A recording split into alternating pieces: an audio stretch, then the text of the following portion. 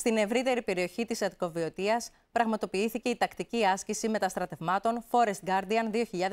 2024. Στο επίκεντρο αυτής ήταν η κοινή αεροπορική άσκηση μεσαίας κλίμακας με στόχο την εκπαίδευση των δυνάμεων που συμμετέχουν σε επιχειρήσεις αεροπυρόσβεσης δασικών και περιαστικών πυρκαγιών μεγάλης έκτασης σε πολλαπλά μέτωπα.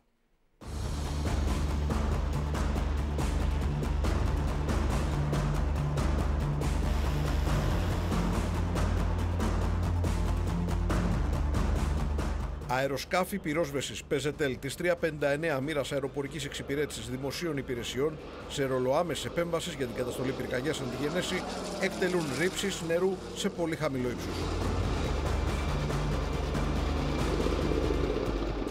Αμέσως μετά, ένα ελικόπτερο Super Puma του πυροσβεστικού σώματος προσεγγίζει την περιοχή που κινδυνεύει και προσγειώνεται προκειμένου να αναπτύξει τμήμα δασοκομάντος με την υποστήριξη συστήματος μη επανδρωμένου αεροσκάφους για άμεση επιτήρηση από αέρος σε πραγματικό χρόνο.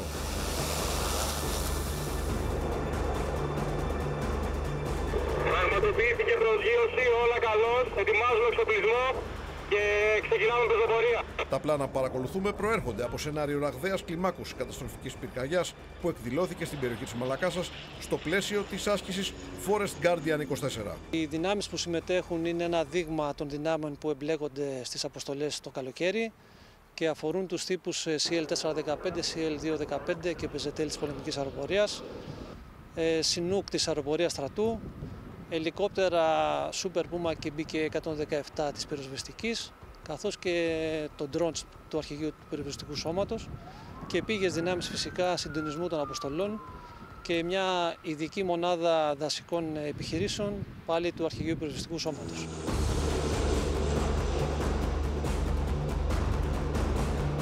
Αμέσως μετά τις ρήψεις των PZL της πολεμικής αεροπορίας, αεροσκάφη CL415 της 383 μοίρας ειδικών επιχειρήσεων και αεροπυρόσβεσης εισέρχονται στην περιοχή για ρήψεις προκειμένου να υποστηριχτούν οι επίγειες δυνάμεις πυρόσβεσης. Τα καναντέρ της 383 μοίρας ειδικών επιχειρήσεων και αεροπυρόσβεσης πολεμικής αεροπορίας πέταξαν σε πολύ χαμηλό ύψος, κυριολεκτικά πάνω από τις κορυφές των δέντρων, προκειμένου να αφήσουν με ακρίβεια τους 6 τόνους νερού που μεταφέρει το καθένα, επαναλαμβάνοντας τη διαδικασία αρκετές φορές με αντίστοιχες υδρολειψίες που πραγματοποιήθηκαν σε παρακείμενη θαλάσσια περιοχή.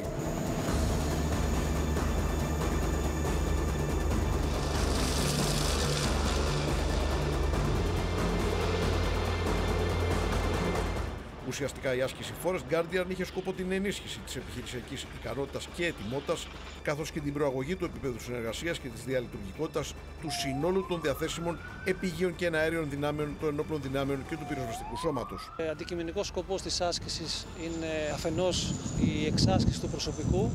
σε συνθήκες παρόμοιες με αυτές που επιχειρούμε το καλοκαίρι και αφετέρου μια ανάδειξη του έργου των ενόπλων δυνάμεων και του Αρχηγείου του Πυροσβεστικού Σώματος στην προστασία του κοινωνικού συνόλου, στον ελλαδικό χώρο αλλά και στο εξωτερικό, στο πλαίσιο ενεργοποίησης του Μηχανισμού Πολιτικής Προστασίας της Ευρωπαϊκής Ένωσης.